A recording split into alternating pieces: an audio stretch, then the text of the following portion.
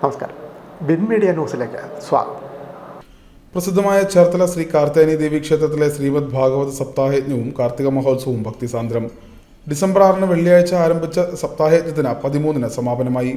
Brahmashri P V Prabhakaran Namboothiri യജ്ഞാചാര്യനും വിശ്രീ വിശ്വനാഥൻ നമ്പൂതിരി സപ്താഹ ആചാര്യനും ബ്രഹ്മശ്രീ പ്രസാദ് നമ്പൂതിരി കറുത്തമശ്ശേരിയിലും പ്രദീപ് വളവനാട് എന്നിവർ യജ്ഞപൗരാണികരായിരുന്നു.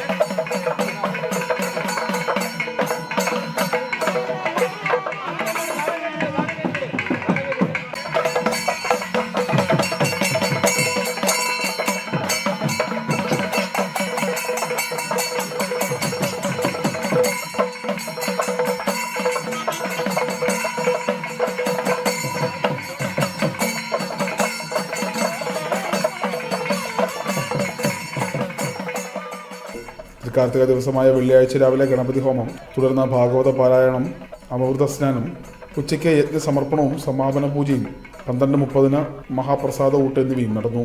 കാർത്തിക മഹോത്സവത്തിന്റെ ഭാഗമായി രാവിലെ ക്ഷേത്രാചാര ചടങ്ങുകൾ, ശ്രീബലി, വൈകിട്ട് കാർത്തിക ദീപം തെളിക്കൽ എന്നിവയും നടന്നു. മീഡിയ ചേർത്തല.